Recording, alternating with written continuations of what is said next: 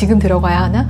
지금 안 사면 늦나? 남들은 다 버는데 나만 뒤처지는 거 아니야? 생각해보면 사람은 결국 자기가 관심 있는 쪽에 돈을 쓰잖아요. 지금 누군가는 주식 차트를 보고 누군가는 부동산 시세를 보고 코인 뉴스를 보겠죠. 그러다 보면 점점 세상이 다 그쪽으로만 보일 거예요. 내 돈도 시선도 불안도 전부 그쪽으로 몰리죠. 오늘은 왜 저는 남들처럼 돈 되는 데가 아니라 쓸모없는 사내 2억이나 썼는지, 어찌 보면 참 미련하지만 한편으론 참 잘했다 이런 생각이 드는 제 경험을 공유해 보려고 해요. 2억이 있으면 뭐 하실 건가요? 요즘 같아서는 일단 삼성전자 아니면 금매로 나온 아파트를 보지 않을까요? 근데 저는요, 그 돈으로 산을 샀어요. 그냥 나무랑 흙만 있는 그 산이요. 한 5년 전 일인데 지금 생각해도 정상적인 판단 아니었죠. 그때 그 돈을 비트코인에 넣었더라면. 뜬금없이 산을 사긴 했지만 생각해보면 저는 평생 그쪽을 보고 있었고, 제 삶의 맥락으로 볼 때 산을 산 게 오히려 자연스러운 선택인 것 같아요. 사실 제 안에는 오래된 신호가 있었어요. 어릴 때 엄마가 가꾸던 정원의 흙냄새, 마당의 계절감, 그런 감각들을 잊고 살다가 이제 회사를 그만둔 후에 뭔가에 이끌린 듯 조경가든 대학도 다니고 정원 관련 책도 사서 읽고 나무의사가 되려고 식물보호기사 자격증도 땄거든요. 근데 그때가 부동산이 한창 좋을 때였어요. 정말 많은 사람들이 영끌해서 아파트를 사고 대출을 받아서 상급지로 가고, 지금 안 사면 바보다, 지금 뭐든 투자해야 한다, 그런 분위기였어요. 집 근처에 그 땅이 100평 나왔다는 말을 듣고 그냥 가벼운 마음으로 보러 갔어요. 그런 여러 가지 고민들 속에서.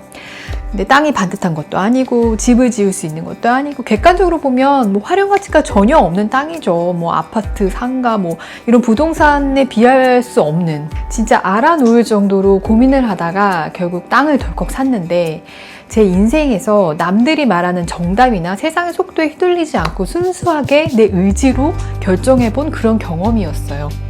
그 결과가 돈이 됐느냐, 성공했느냐를 떠나서 이상하게도 사람은 그때의 감정을 오래 기억하게 되는 것 같아요. 레이디 두아라는 작품에서도 사채업자가 나오는데 그 사람이 잊지 못하는 경험이 있어요. 누군가에게 베풀었던 단 한 번의 선의. 그때 받은 나무를 집에 심어두고 그걸 평생 바라보며 살잖아요. 이게 참 묘한 이야기인데, 인생에 남는 건 성공이나 돈이 아니라 내가 그때 그런 선택을 했지, 그 순간의 좀 감각인 것 같아요. 당시엔 스스로도 설명을 정확히 못하겠더라고요. 나는 왜 큰 돈을 들여서 산을 사고 사서 고생을 할까? 길을 잃고 방황한다고 생각했어요. 근데 이제는 좀 알 것 같아요. 그건 방황이 아니라 오래된 끌림이었구나. 한동안 잘 가꾸고 캠핑도 하고 영상도 찍고, 제가 이 유튜브를 시작한 계기도 그 산이었거든요.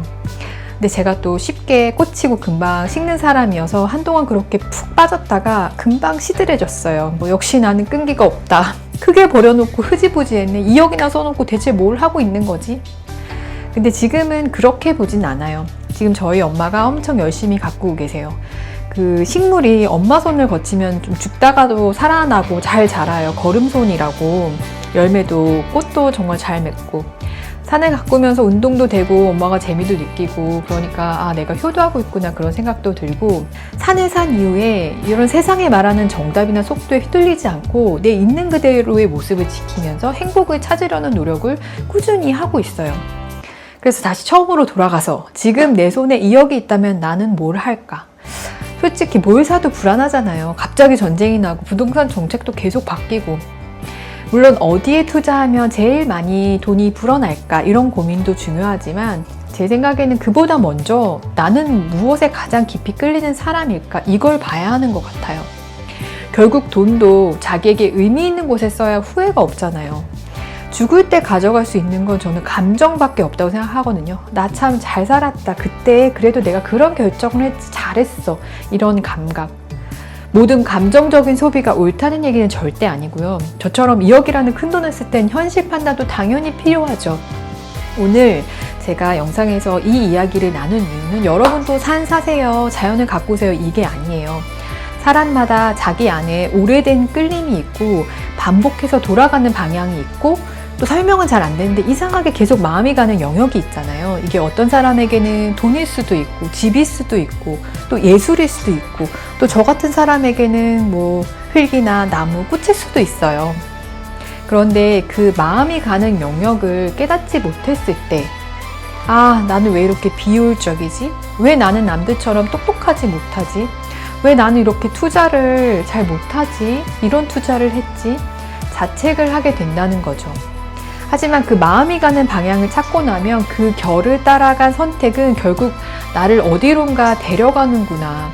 저처럼 그 산 하나 때문에 이렇게 유튜브를 시작하게 됐고, 여러분을 만나고, 또 엄마에게 뒤늦게 또 효도를 하고, 저는 저대로 제 삶을 이해하는 단서를 하나 얻었고, 결국 사람은요, 가장 합리적인 선택을 하면서 사는 게 아니라 자기 안에 오래 쌓인 의미와 감정에 따라 결정하며 삽니다. 여러분은 어떠세요? 지금 가장 돈을 쓰고 싶은 곳, 가장 마음이 가는 곳은 어디인가요? 그게 어쩌면 여러분을 제일 잘 설명하는 방향일지도 모르겠어요. 지금까지 찍목한 언니 조엘이었습니다.